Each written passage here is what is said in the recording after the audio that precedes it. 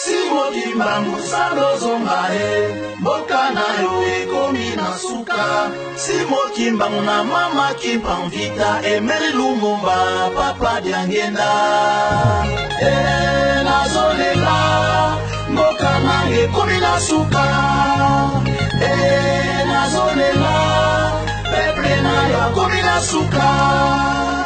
Voilà, madame l'émission de Topé Sibino Mbote, tu as une pourquoi, tu as une boutou, Paï Bozali, il y a solo vraiment bonsoir, Paï Bozali, bah, on a un internet, il y a solo Topé Sibino bonjour, partout Paï Bozali, surtout dans Bandeko Bozali en Europe, on a Topé Sibino Mbote, il y a été, Papa César, Azan a tourné na Kati Afrique, na Tamoli Bisika, Ndenge, na profité, na repesa na Bandeko, Bandu, na Kenge, Mbote, à Mingi.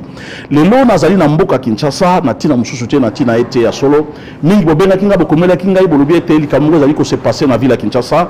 Il faut l'accepter sur l'image. Voilà, nous allons la rabino, bino pe bozaka na confiance nangai, na sali effort pour na kozwa les révérends. Oya linko yo kateke na bengai révérend, alobi Papa César, bengai frère Paul David Olangi. Mais les lots azam da représenter parce que ba tout monde na carte internet botalier bolandier na maté ya na makamona, c'est vrai que zaki be mention, mais ngana lito kene na kimia. Ngana oloba mingi te yende mutabana oloba mingi po boyoka ete eloko ni ezali kati na ye parce que pona bino ya laki ete pusana pembe na ye pona zaki mateya meto na posa ya émission ngana repesa ye mbote ya solo surtout ya minga na nenga kimia na sepeli mingi na repesa ye mbote merci mbote ya solo mbote Papa César ba te wala na biso ba ni ba ete kombo ezali nani ngana ça la présenter déjà mais bango ba yebi ngai mais ba li ba di kombo ezali nani kombo nanga na zande konabino frère Paul David Olangi. Vice-président et la Fondation Langi Rocho, au ministère chrétien du combat spirituel, d'heureuse mémoire, papa na maman Langi, a fondé qui en 1991. Mboulo pe biso toujours fêté 30 ans na biso ya ministère. Donc 30 ans ya ministère ya CFMC ouais. Il y a le ministère chrétien du combat spirituel donc CFMC en a 4. Oui. Donc CFMC ya Bassi, Centre Péniel mondial ya Mibali, na JCC ya jeunesse. Voilà. Merci à solo koya na ngai kat mesikoyo batebele balanda kiyo balandi on internet banso balandi matea na yo jusqu'à présent na kata téléphone na nga batebele batindi yango Europe eza ko ningana bat balobi tina nini muto yo azali kimbangi c'était mais akomi côté akombo kimbangu ba na pousa na pembe na yo po ite na yo ka ezali vraiment au juste nini bon na koso na sima tango maman atina inga na mission na Togo na 2014.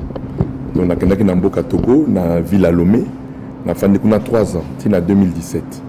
Alors, il s'est arrivé qu'à un moment où on a dans le 30 juin 2015, on a mis dans Zamba, à 120 km à Lomé, dans Gounyogo. Dès la Koukou, on a bondé il y a 14 jours. Quand on a arrivé le 30 juin 2015, dans Zambela, Zamba a signé à Lobby.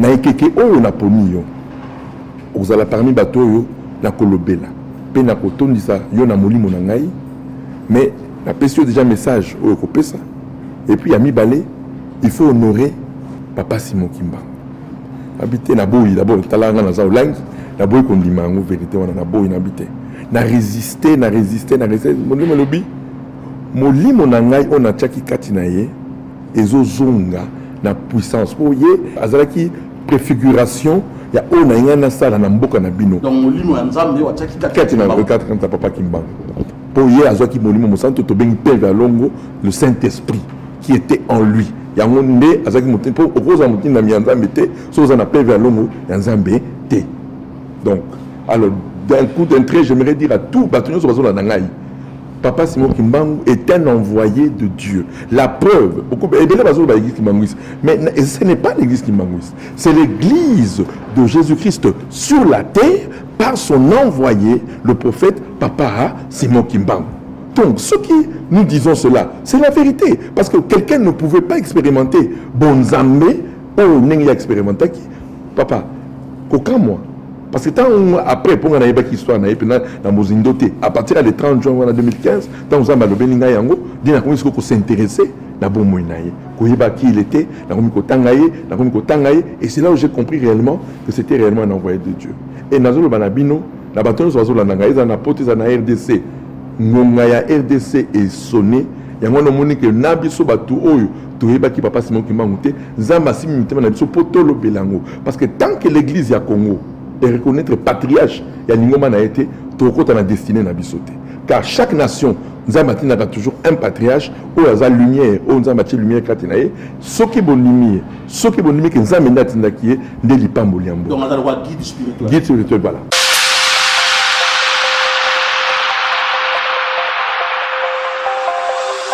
On attend un combat prophète Simon Kimbangu.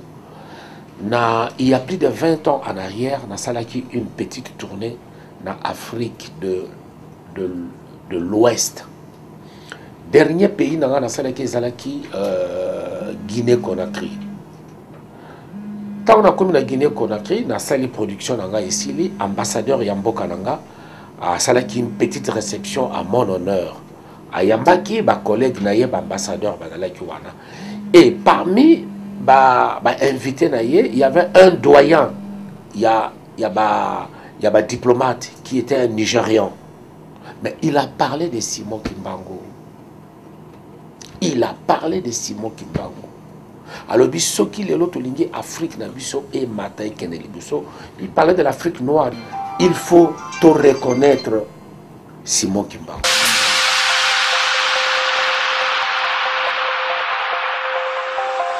Le premier prophète au Nzamatindi Namboka ya Congo. Voilà, solo bato bozola ndabiso ngana lobaki etelelo na koloba mingi parce que makambo dali koloba awa batebele bakoza na émotion batebele bakondimate bakoloba ete ye mtazali leader ya église ezali ya mama Olangi akoni koloba makambo ya Kimbangu batebele bakomona lokola liboma. Eza ce que ça mutane ya Nzambe osala ainsi dit l'Éternel. Olanda batute. La vérité que la vérité. Il arrête rien que la vérité. Naï comme je vous ai dit. Naï n'a pas qu'il solo n'a été, n'a pas qu'il histoire n'a été, mais quand Nzambe a le belingaï, n'a s'intéresser na yango. Et je vous dis, papa, Dieu ne ment pas. Tina esa le mana centenaire oyo, c'est parce que mboka ya RDC na église ya Congo, surtout pour la zone mingi église ya Congo bana Nzambe. Pourquoi? Parce que molimo ya Nzambe et ko kita na kati ya bana Nzambe yango nde ko changer mboka. Parce que en fait, tu vas comprendre que père longue ya nini. Bo kanisa ndinga bana côté ya bo tika misala ya mabe. Mais beaucoup tika misala mabe ndingini, so besoin na père longue te, so besoin na molimo mosantu te. Esprit à discernement. Voilà, c'est le Saint-Esprit qui te changer mi thème. Pour que on a n'engue tout ça les lois. Sans molimo mosantu na limite n'engue tout changer beaucoup.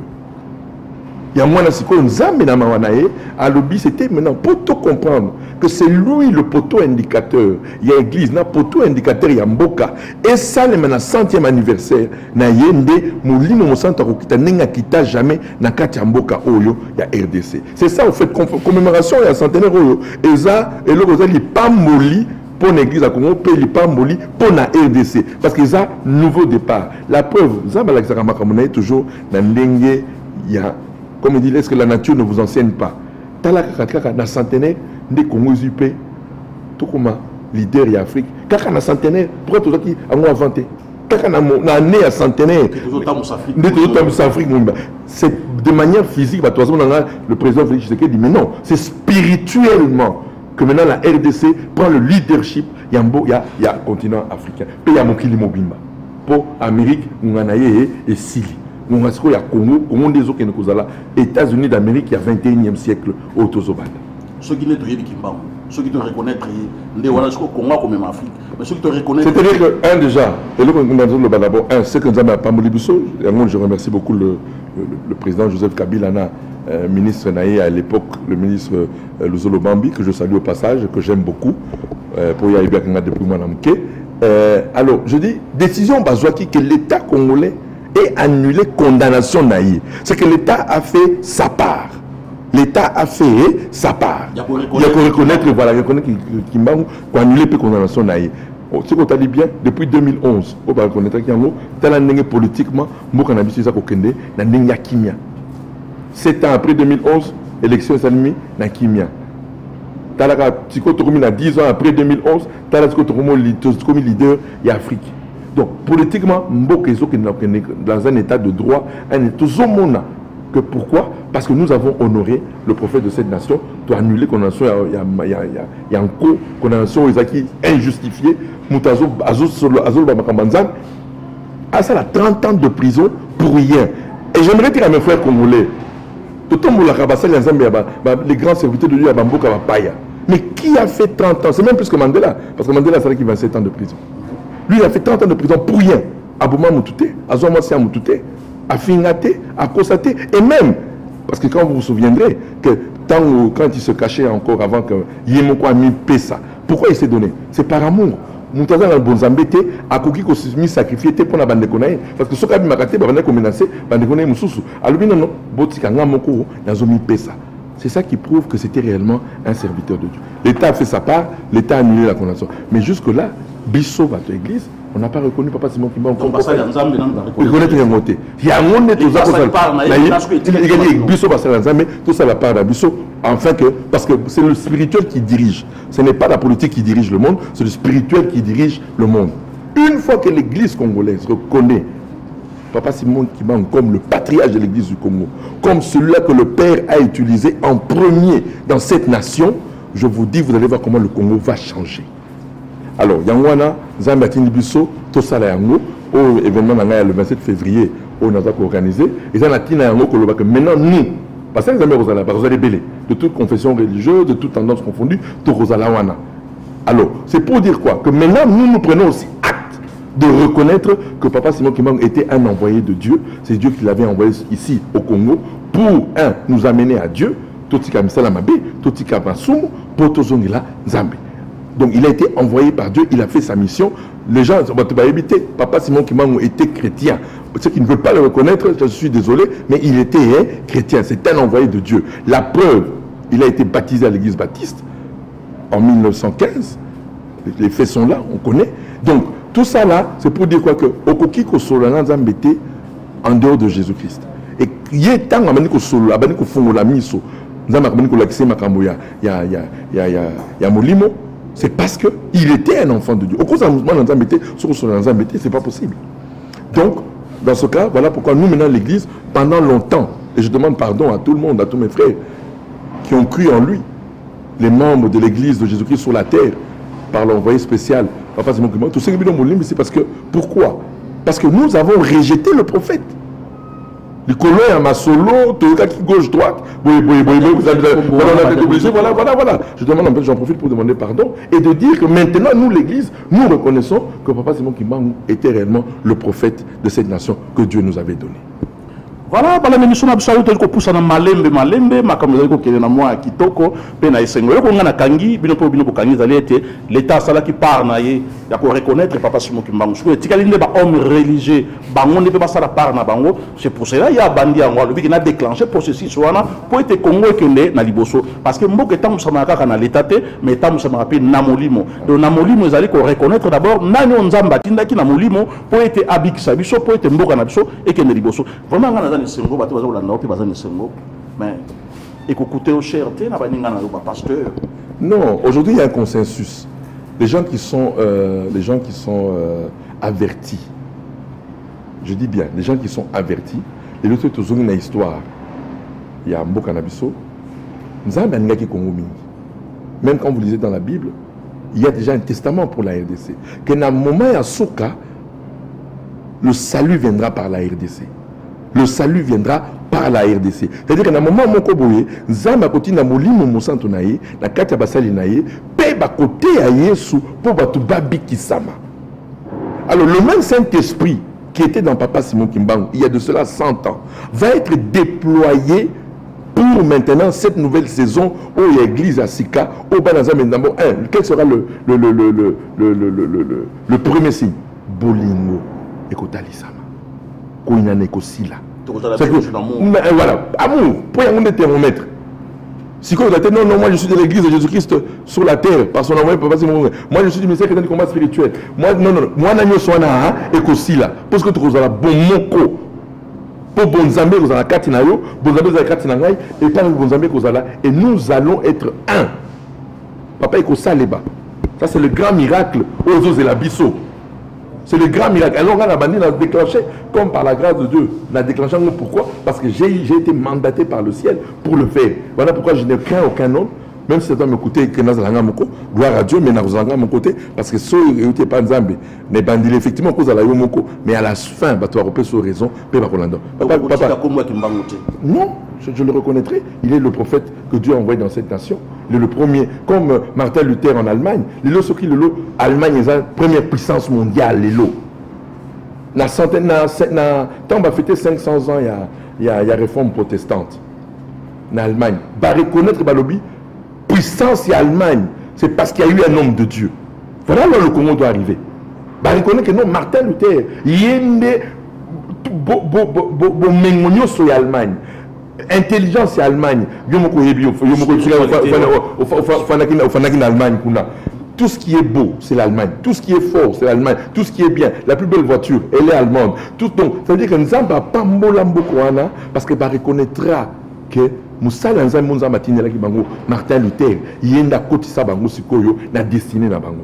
Donc c'est pour dire quoi? Que notre Seigneur Jésus-Christ, tant d'abord un leader spirituel qui va maintenant amener la vie pour que Bokawana ait connaître vie. Alors nous, on avait rejeté le premier d'entre nous tous. Parce que sur les langues, mais le premier, c'est le prophète Papa Simon Kimbangu. Ça, il n'y a même plus à redire. Au début, comme je vous ai dit, on a douté, on a dit non, voilà, voilà. Pourquoi? Parce que on dit toujours aux gens que la pensée du visionnaire, au départ, il est incompris. Même ta maman qui me disait, tout le monde, elle était incomprise. Tout le monde, quand tu as une vision de Dieu, il y a toujours de l'incompréhension. C'est comme je suis incompris par beaucoup. Incompris. Pourquoi il parle de ça? On est toujours incompris. Mais la finalité, c'est toujours raison. Mais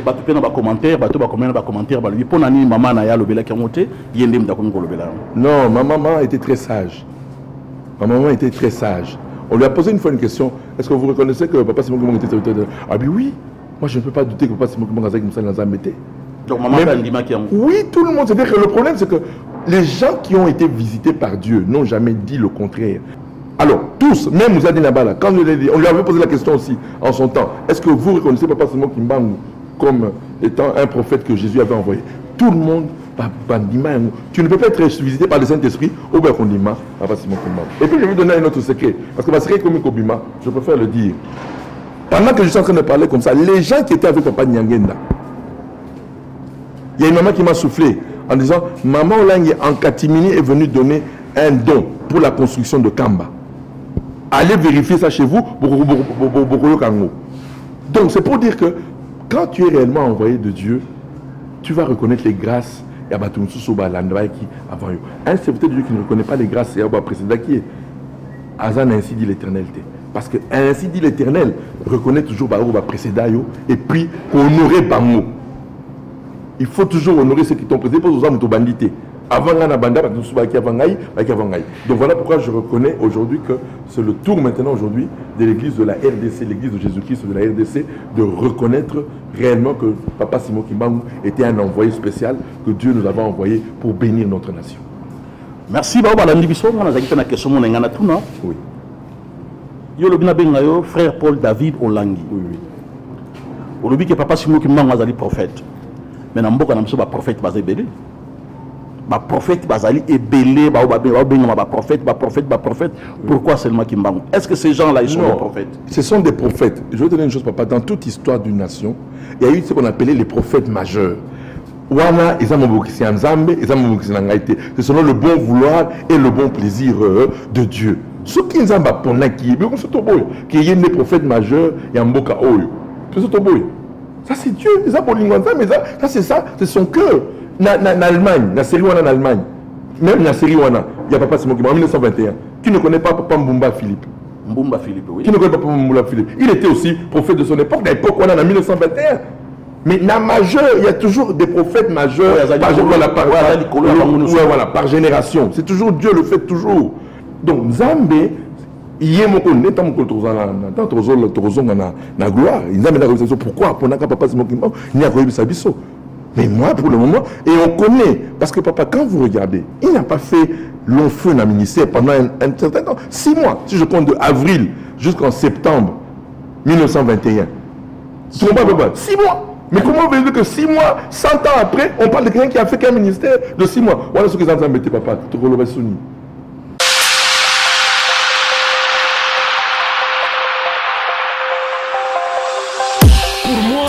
Simon Kimbangu est incomparable.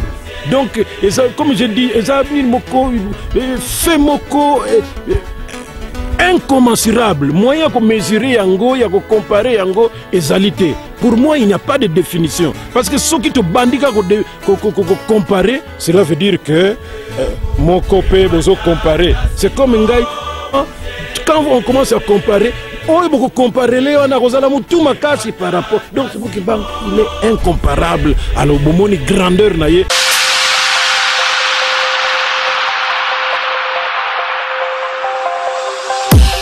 Merci to le basu suni neng bozo landa ngana za ma mebelo na ko lobate na za na kimya nyo so pona ngoyo kaye parce que sushi na bino za la ki boyo kaye abi msa makamuno so azaki na kati na éviter bato bazo ko landa biso makamwane sa meki na 1921 lelo to komi na 2021 100 ans centenaire ça se fête na éviter sushi na yo zali nini parce que l'église qui mani ça zali ko sala une grande fête ou azali ko laksana mukili ete ya solo liloba yaki lilobo yaki sali 100 ans mobiki sayaki mobiki sona tango yaki sali 100 ans éveil spirituel sali 100 ans mutu wana yaki na ngozali kimbangu yo côté na ozo proposer na 4 centenaire qu'est-ce que nous voulons? La première chose d'abord que l'église reconnaisse que le premier envoyé spirituel de renommée internationale Onza Matinaki avec un message puissant et fort, c'est le prophète Papa Simon Kimbangu.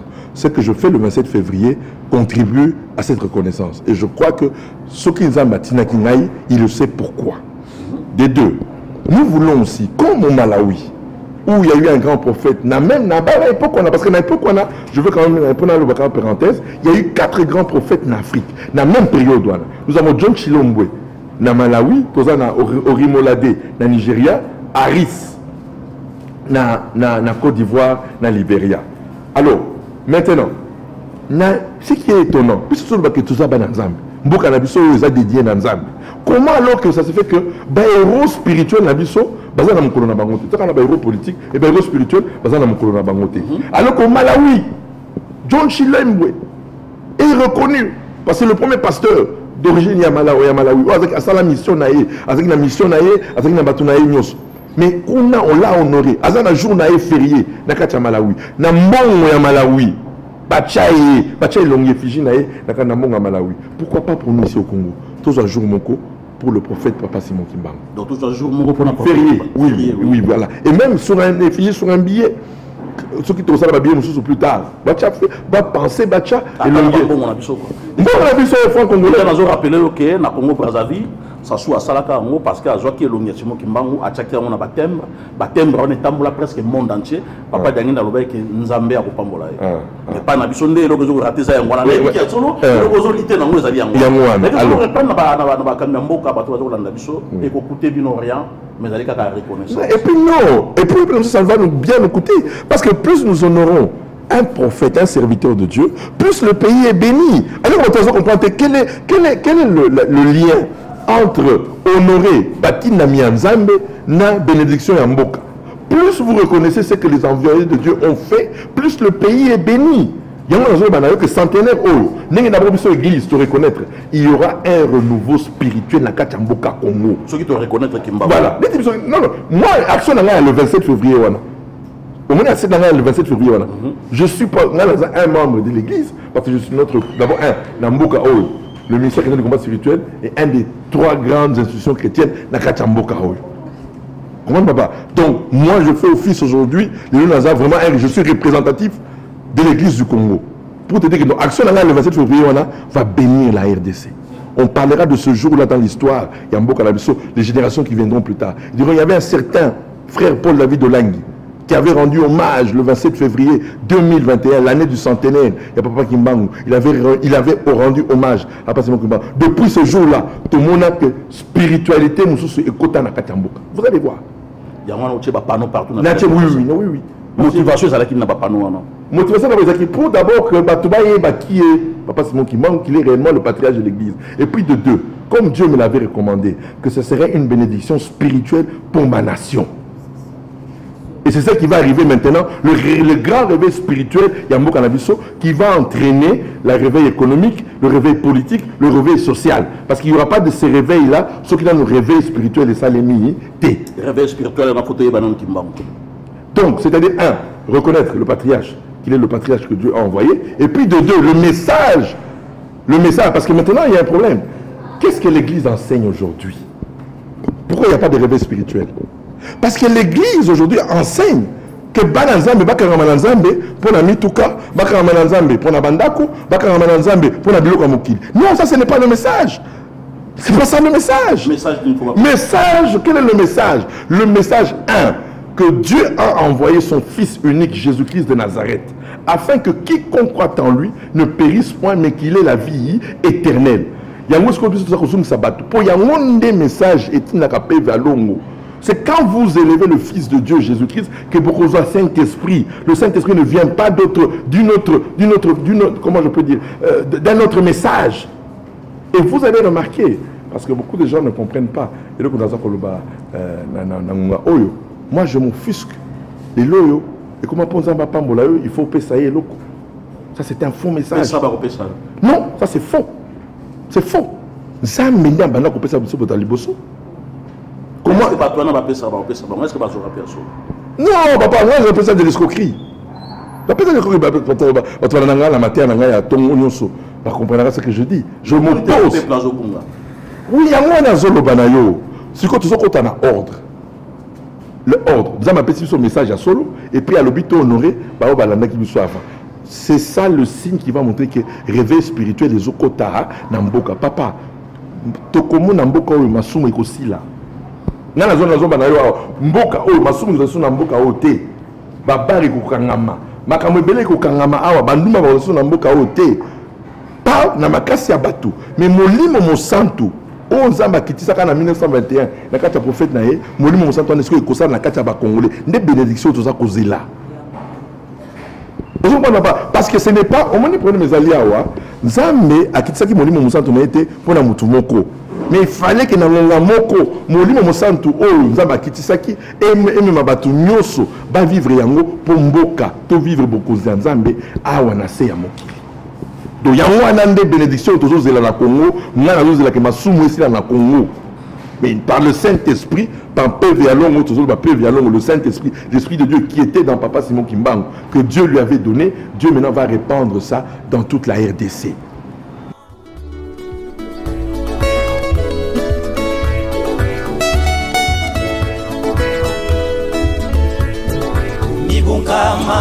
Lingomba molimo santu tosepela mibunkama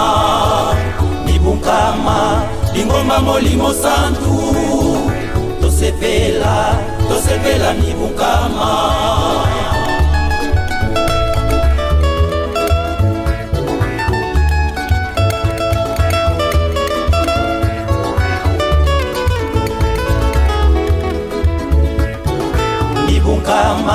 lingomba molimo santu tosepela mibunkama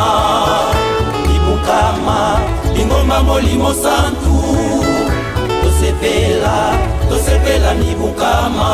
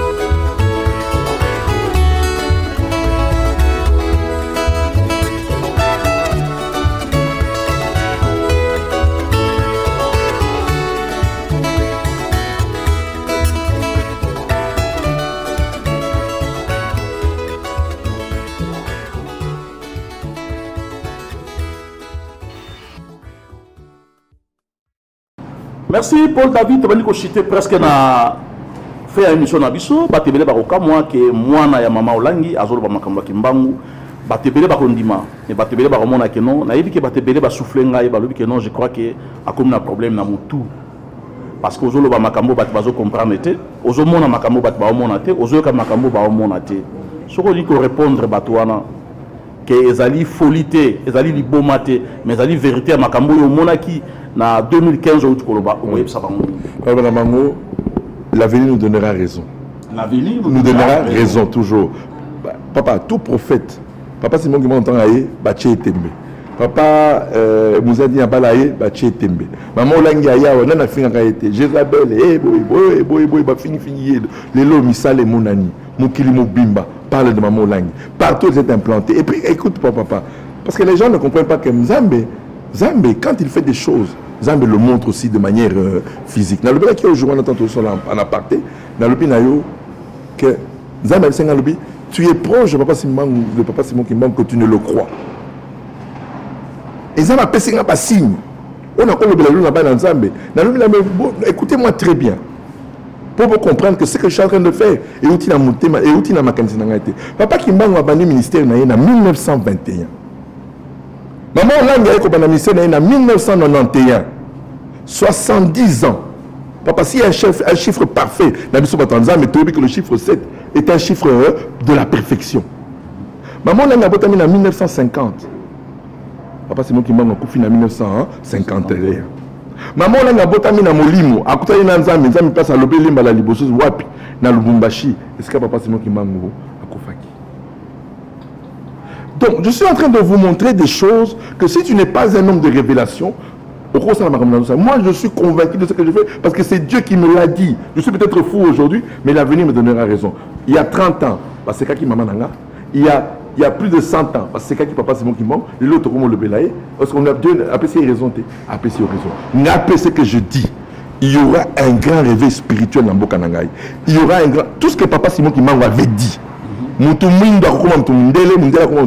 c'est Kokisami déjà. Non. Et c'est Kokisami. L'homme blanc qui était spirituel. L'homme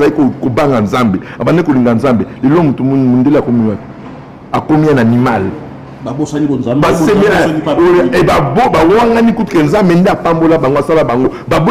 l'intelligence de l'homme. C'est beau. Mais Mutumindo, les lots a commis Lima Zambé. La prophétie est accomplie. Donc, ce qui nous a pambola qui va mindele, a pambola piso. Ce qui nous a tombola qui va mindele, a tombola piso. Donc, la prophétie est déjà accomplie. Dans ce là, Congo est la première puissance. Congo est la première puissance. Voilà, Congo est la première puissance. Donc, c'est là pour être Nzambe, Azali Nzambe, Abilaka, Nzambe, Nengi, Baouti Koluba, Awa, et pas frère Nabiso, David, Olangi, à l'obéité à Solo. Nzambe atombola ki bamindele atombola pe moto mwindo. Nzambe apambola ki bamindele akopambola pe biso batu mwindo. Kasi biso batu mwindo so tozali komona pasi parce que reconnaissance tolingi yango te pe tozali batu na tembe.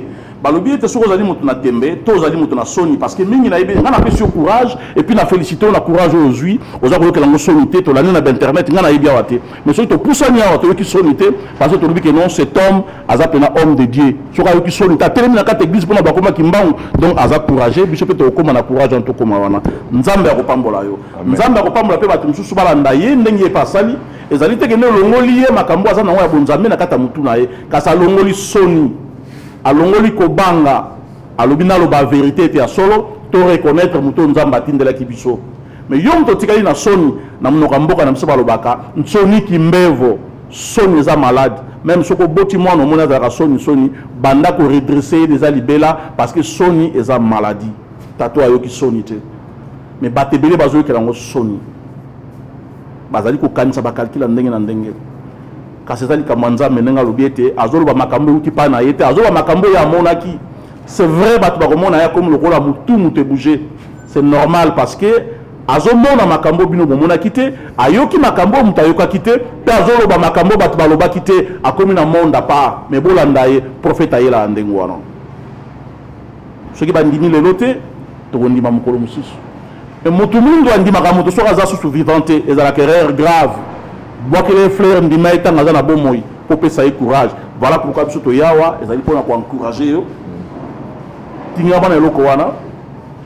centenaire oyo ezali ya bakimbangiste kaka te mais ezali ya l'homme noir nyonso tout mutu nyonso aza na éveil mutu nyonso andimeli kimbangu centenaire oyo eza ya ye l'année du centenaire nayebi te ntango mosusu envisagaka mokolo mosusu nkamba epai nzoto ya kimbangu ezali soki oyoka to ozalaka na toujours na likanisi wana un jour nkamba epai nzoto kimbangu ezali. Oui, comme je dis, moi je suis un homme de paix. Papa, quand je veux quand même donner un témoin. J'étais un voleur. Dans la prison à Poto, dans la chicouliste. Dans moi, la maman langue. Naïbi. Ah. Dans la chicouliste. Nous sommes ma mimi singaï na molingo. Nous sommes Alexis na bolingo. Et pour moi, nous sommes là batu bolingo te. Ceux qui nous ont jugé à Kangaï, ils ont gagné na lobate. Mais nous avons en plus, ceux qui nous ont fait condamner batu. Ngaï, maman n'a pas zolobelaï, papa n'a pas zolobelaï, bazo défendre comme moi na mon kilimo. Mais bazana tache noire, kati na bango, moi na bango moyibi, escroc. Mais tant que nous avons marqué ko sukola ngaï, alimbi singaï, Alexis nga bolingo, le la pesingaï ngolu mususu, la bande de la vie asika. Et bon ngana ke ne ko ina batu. Là que ça bango bolingo te, ngana zanani. Papa son éminence, Tokokutana son éminence, Tokokutana papa Zakotokutana. Donc il n'y a pas de problème. Aujourd'hui, j'ai les lots, bande konanga mingi, batobele bakomeninga makamamabe, ma benesse on a bi, ceux qui n'ont pas bino, ceux que vous comprendre de l'autre côté, il y a quand on tourne en ngaï, mais na limbi bino, mais na lingi bino pe. Je ne suis pas contre vous. Voilà. Oh, tu fais la honte. Papa, Nandimi, je fais la honte, mais Nzambe, on a aussi, il va me justifier. Alors, il y a un zolo banabatunios. Oh, les autres salles centenaire, oh, ils ont unité à peuple congolais, ils ont unité à Bandimi, ils ont unité à Batunioso. Et vous allez voir, le Saint-Esprit va répandre l'amour, le Saint-Esprit va répandre la bonté, le Saint-Esprit va répandre la compréhension. Et que les kabatou. C'est ça que nous attendons la centenaire Oyo et Papa Simon Kimbangu. Voilà la centenaire Oyo Papa Simon Kimbangu, na linga qui était tout comme presque dans cette émission nabiso. Ope sali loba na l'état nabiso na likamwetali Kimbangu, ope sali loba na baninga na yo ba serviteur de Dieu na likamwetali Kimbangu, pe na bana ya Nzambe na likamwetali Kimbangu. Toko bana liboso na l'état au kolobani na likamwetali Kimbangu. L'état na zongeli ici d'abord j'encourage le président Félix Tshisekedi de continuer sur la lancée de l'ancien président Joseph Kabila qui a vraiment fait quelque chose de très bien. Ça, pour ça, vraiment, en 2011, il y a Kitoko. L'État est annulé condamnation. Et tout le monde n'est pas pamboli biso. Donc, ça veut dire réparation à procès. Il y a réparation à procès. Et puis, de un, tout le monde n'est pas dans l'élection sans trouble. Parce que qu'il est dans l'élection. Président, passation de pouvoir et Salemi de manière démocratique pour la première fois dans l'histoire Yamboka ya Congo. Tout ça, ce sont les conséquences de la reconnaissance de ce que l'État avait fait en 2011. Sikoyo, dans la discours 2021, la centenaire, tous les Bokonzi, il y a Afrique. Donc tout ça, ça montre que Congo est venu à Kokende. Sikoyo, église Sikoyo, il y a Congo. Pour nous, la destinée, nous sommes l'église au Nzamba Pona. Pour na musala ya souka avant Mokili souka. C'est la RDC qui est choisie. Et on ne pouvait pas entrer dans la carte destinée de Bisso. Un, ce qui d'abord c'est d'abord message à Nzambe, c'est-à-dire message à Yesu na carte ya maté na Bisso. Comme on va tout balinga Nzambe pour na bolingo Nzambe, balinga Nzambe te pour Nzambe kopambola bango, mais balinga Nzambe pour na bolingo ya Nzambe. Et puis de deux, reconnaître ce que Nzambe a été ça qui spirituellement n'a mboka na biso. Notamment, nous avons dit, le premier d'entre nous tous, c'est le prophète Papa Simon Kimbangu. Voilà le chemin du réveil spirituel na kati mboka na biso. Qui va engendrer quoi pour la population? Population ya mboka konangi na banabino. Vous allez jouer d'abord Bonzambe n'est aucun pays na mokili et juste Bonzambe na kati na ye. Papa Simon Kimbangu a été ce reflet, le premier Congolais a juste Bonzambe kati na ye. Ils ont une image que plus tard, vous tous les Congolais, vous allez jouer, il y a Bonzambe Katinabino. Et nous attendons ça, dans centenaire et Kobanda. Je dis bien entre 2021 et 2022, beaucoup de monde a Bonzambe na Katiabatu. Quelle sera la conséquence de Bonzambe Katinabatu? Corruption est aussi dans l'Amboka. Kindumba est aussi dans l'Amboka. Bilango est aussi dans l'Amboka. Nzambe Yemoko Akokitana RDC à travers le thème et Congolais.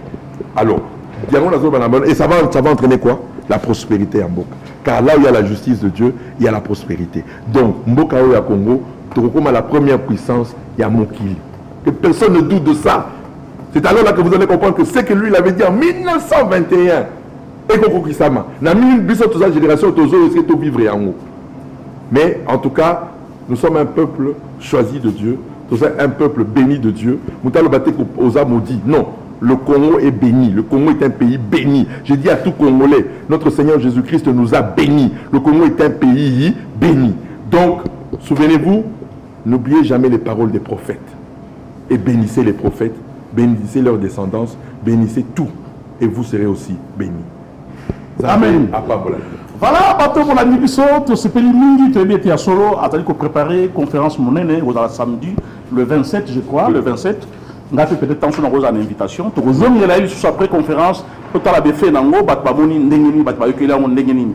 Sango kimbango, vous allez koyoka, ezala lokola, ma bête na kata matu nabino, et bep sapé mili mon abinote. Kimbango azalaki ndeko na biso, koko na biso, tata na biso, mosali monene, oyo nzamba tina kat na biso, pona ko biksa biso, pona olaksa biso nzela éveil. Toko boya ye pona ni pona toke kondima, oyo ezali mususu. Pourquoi toke kondima ba oyo ezali pa mususu, to boy oyo ya biso moko.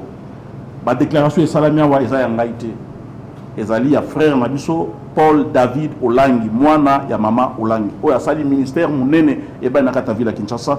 Ti na RDC ngana tamona bamboka ebele na moni yango ezali j'ai des amis o basambela kuna na pesi bango zambo te en passant parce que baleki ebele mais kasi toyebi ete ya solo likambo tato ya bandi baninga mususu po bozana mangomba na bino bolobela yango ezali likambo ya soni te tomoni bamindele mususu na bamonako baza kolobela likambo ya kimbango bamindele babude te mais mpo na yo mutu mwindo obude kobude te kasi ezali soni eza maladi nde na baki ne bandeli ngana lingi bino mingi ya solo te ya solo soki likambo ya suka ezali bato baza komona biso liloba ya suka ezali non liloba esalaka na pamboli bino na kombo na Yesu Nzambe apambola bino toza bandeko on est une seule famille na kati ya Nzambe soyez bénis centenaire oyo tozo biso to bandi na défenseur kutuna bakolo si on pense à Kimbani c'est parce que tu vas pas non partout Kimbani c'est pas qui biba mais ça lit très bien ça lit bien et puis pour te dire pour l'information avant la salle yango par toujours car la humilité au maman Olangi na papa Olangi ba pesangai na bengaki est-ce que je vous m'autoriser ya ko sala yango son éminence alobaki bosala yango soki nzambe natinaki bino bosala yango yango na salaki yango donc c'est pour montrer que nous sommes en accord les gens qui t'installent yango mais nous sommes en accord parce que au global ça il sans demander l'avis il y a pas colo les concernés c'est aussi une bonne chose et c'est ça qui montre l'unité la simplicité na kati ya bonzambe ça m'a pas molayo pour nous ça chose à ça là tu dépenses ton énergie, tu dépenses ton argent parce que tu es convaincu de ce que tu fais. Que le Seigneur Jésus-Christ te bénisse abondamment et n'a yébiété. Que Namikolo Koya pour comprendre, oh, sali lelo. C'est une, oh, dans le Bakana royaume. Attention qu'il n'a pas reconnaître, mais dans Bonzambe qu'on a reconnaître comme ça. Amen, amen, amen.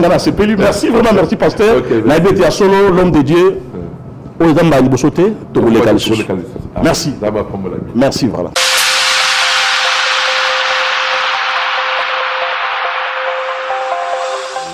En tout cas, on a reboudé Papa Simon Kimbangu Azalindo ou bien ce Lindo quitté, donc à Sokola Kabando Kibila. Pour d'après que sur le commun qui met toujours indépendance, et les bonnes Simon Kimbangu. Pour y a Koufi pour ma bénabiso, faut pour ma bénabiso, d'entre Simon Kimbangu à Koufa. Dans une émission, on a plateau na binoté. Les autres, on a clair, on a peine à tenir un livre. On a tenir un livre. Alors, à Koufa qui prend ma chose, parce que moi, je dis, bosso, on a l'indépendance que va libérer pour son moindo. D'abord, et les Simon Kimbangu, donc on a beaucoup de choses, on a Zalaki. Pourquoi bon maki pour baïbaki bien que mouton celui de tikier comme pour ce moindo et que je maille les jusqu'au les cabisons il faut tout éliminer pour que baïba s'écrit on a dit alors bon maki c'est mon bang.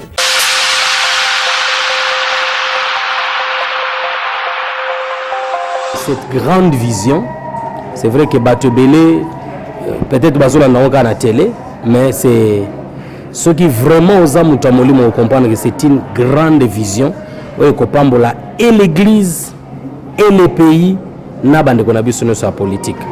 Donc aspect nyonso ya mboka et que se retrouve à partir de la reconnaissance au ya Papa Simon Kimbangu.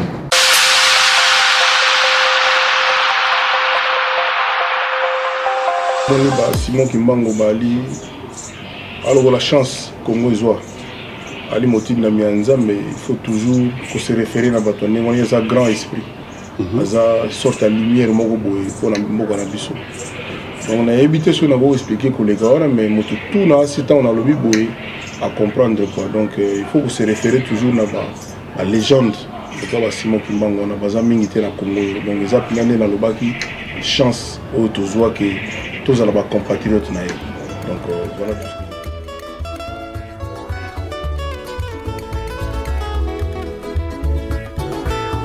Kama lingomba molimo santu tosepela mibunkama lingomba molimo santu tosepela mibunkama